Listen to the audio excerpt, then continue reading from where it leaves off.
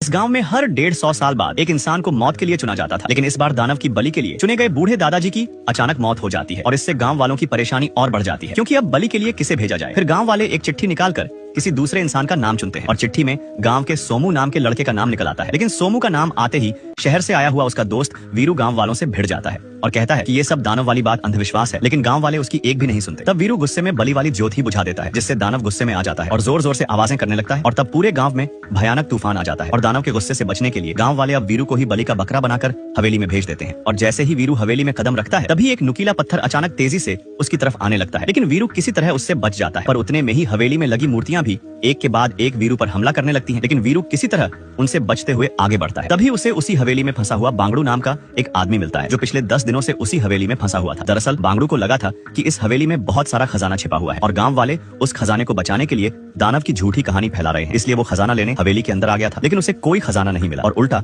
वह खुद इस हवेली में फंस गया था और तभी वहाँ अचानक वो भयानक दानव आ जाता है और दोनों पर हमला कर देता है। लेकिन वीरू और बांगड़ू उस दानव से अपनी जान बचाते हुए एक गुफा में पहुंच जाते हैं, जहाँ उन्हें एक इंसान का कंकाल दिखाई देता है। उसे देखकर दोनों डर जाते हैं, लेकिन तभी उन्हें वहाँ दीवार पर कुछ लिखा हुआ नजर आता है, जिसमें दानव को खत्म करने का तरीका लिखा था। दरअसल कई साल पहले एक राजा ने दानव को मारने के लिए 2 चमत्कारी जादुई खंजर बनवाए थे और राजा उन दोनों खंजरों को लेकर अपनी सेना के साथ दानव पर हमला करने पहुंच जाता है, जहां राजा ने एक खंजर दानव के शरीर में घोंप दिया था। लेकिन दूसरा खंजर घोंपने से पहले ही दानव बहुत गुस्से में आ गया और उसने राजा समेत पूरी सेना को खत्म कर दिया था। लेकिन एक सैनिक किसी तरह अपनी जान बचाकर इस गुफा में पहुंच गया था और उसने ही दीवार पर दानव को मारने का पूरा रहस्य लिखा था और दूसरा खंजर घोंपने से ही उस दानव की मौत हो सकती थी। लेकिन वीरू और बांगड़ू यह सब पढ़ ही रहे थे कि तभी अचानक उनके पीछे वही भयानक दानव आ जाता है। और अब क्या वीरू और बांगड़ू उस दानव को खत्म कर पाएंगे और आखिर दूसरा खंजर हवेली में कहां छिपा है, ये जानने के लिए कमेंट में नेक्स्ट पार्ट लिख दो।